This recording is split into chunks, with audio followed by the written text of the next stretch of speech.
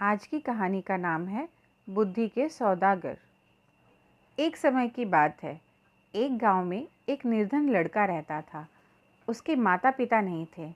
गांव में उसके पास कमाने का कोई साधन नहीं था, परंतु वह बहुत बुद्धिमान था। अपने पिता से उसने काम की कई बातें सीखी थी। एक दिन उसके दिमाग में एक विचार आया। उसने शहर जाने की ठान ली। शहर जाकर उसने एक सस्ती सी दुकान किराए पर ले ली और दुकान के बाहर एक बोर्ड लगा दिया जिस पर लिखा था, बुद्धि का सौदागर, यहाँ बुद्धि बिकती है। लड़के की दुकान के आसपास फल, सब्जियाँ, कपड़े, जेवर और कई दुकानें थीं। सारे दुकानदार उस लड़के का मजाक उड़ाते। भाई, यह दुकान तो बड़े गजब की है, अब तो अकल भी बिकाऊ हो गई है। लड़का उनकी बातों की कोई परवाह नहीं करता था। वह दिन भर आते जाते ग्राहकों को आवाज़ लगाता रहता, आओ बुद्धि ले जाओ, एक दाम सही दाम, आओ साहब ले जाओ। लेकिन बहुत दिनों तक बुद्धि के सौदागर की दुकान पर कोई भी ग्राहक नहीं आया। एक दिन उसने दुकान बंद करने का निश्चय कर लिया। तभी एक धनी सेठ का मूर्ख लड़का उसकी दुकान की ओर से गुजरा। उसे समझ नहीं आया कि यह कैसी दुकान है। मेरे पिता मुझे हमेशा निर्बुद्धि और मूर्ख कहते हैं रहते हैं, क्यों ना थोड़ी बुद्धि खरीद लूं। यह सोचकर उसने सौदागर लड़के से कहा, एक सेर बुद्धि के कितने पैसे लोगे?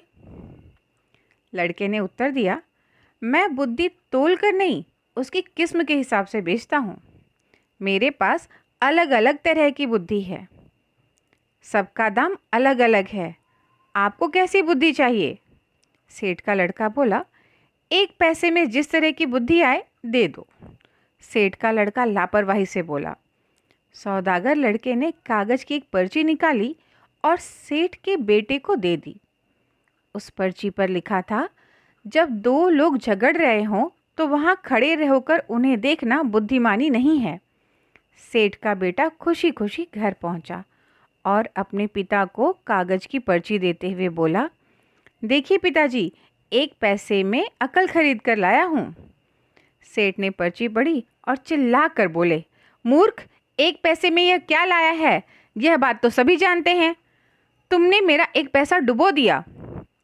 सेठ तुरंत सौदागर की दुकान पर पहुंचा और उस लड़के को बुरा भला कहते हुए बोला, लोगों को ठगते हुए तुम्हें शर्म नहीं आती? मेरा एक पैसा वापस करो। पैसा क्यों वापस करूं?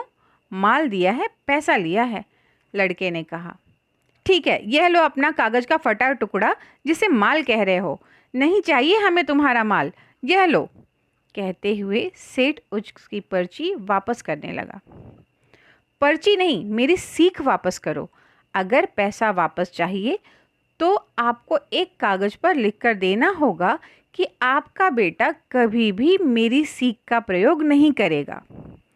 सेठ बोला, नहीं करेगा। दोनों मान गए।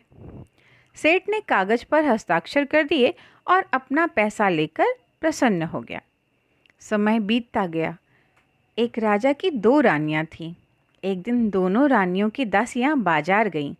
वहां उनका झगड़ा हो गया। बात हाथापाई तक पहुंच गई। लोग चुपचाप खड़े देख रहे थे। उन्हीं में सेठ का बेटा भी था। झगड़ा बढ़ता देख सारे लोग एक एक कर वहां से चले गए, मगर सेठ का लड़का करारनामे के अनुसार वहां से जा नहीं सकता था। वह अकेला ही खड़ा रह गया। बस फिर क्या था, दोनों दासियों ने उसे अपना गवाह बना लिया। झगड़े की बात राजा रानियों तक पहुंची।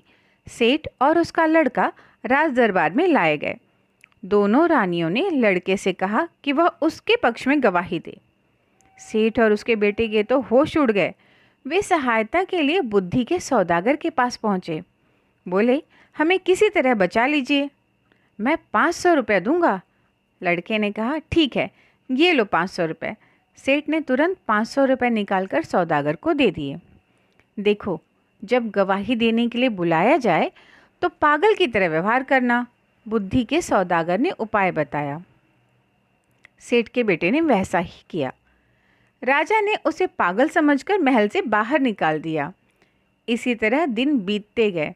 बुद्धि के सौदागर की चर्चा राजा के कानों में भी पड़ी। राजा ने उसे बुलवाया और पूछा, सुना है तुम बुद्धि बेचते हो, क्या तुम्हारे पास बेचने के लिए और बुद्धि है? जी हुजूर, आपके काम की तो बहुत है, लेकिन 1 लाख रुपए। सौदागर लड़के ने कुछ हिचकते हुए कहा। तुम्हें 1 लाख रुपए ही दिए जाएंगे, तुम पहले बुद्धि तो दो, राजा बोले। सौदागर ने एक पर्ची राजा को दे दी। राजा ने पर्ची खोलकर पढ़ी। पर्ची पर लिखा था, कुछ भी करने से पहले खूब सोच लेना चाहिए। राजा को यह बात बहुत पसंद आई। उन्होंने अपने पर्दों, अपने कक्ष की दीवारों पर, अपने बर्तनों पर इस वाक्य को लिखवा दिया, जिससे वह इस बहुमूल्य वाक्य को कभी न भूलें और न ही कोई और भूल सके। एक बार राजा बहुत बीमार पड़ गए। राजा के एक मंत्री ने वैद्य के साथ मिलकर षड्यंत्र रचा और उनकी दवाई में विष मिलाकर ले आया। राजा ने दवा का प्याला अभी मुंह के पास ले ही गया कि उस पर खुदे शब्दों पर उनकी नज़र पड़ी। कुछ भी कर लेने से पहले खूब सोच लेना चाहिए। राजा ने प्याला नीचे रखा और दवा को देखकर सोच में डूब गए कि यह दवा पीनी चाहिए या नहीं। राजा ने वैद्य और मंत्री को कहा कि पहले आप इसे चख लें। वे दोनों डर गए और राजा से क्षमा मांगने लगे। महाराज, हमें क्षमा कर दीजिए, हमसे बहुत बड़ी भूल हो गई। राजा ने तुरंत सिपाहियों को बुलवाकर दोनों को कारागार में डलवा दिया और बुद्धि के सौदागर को बुलाकर इनाम में खूब सारा धन दिया। उसे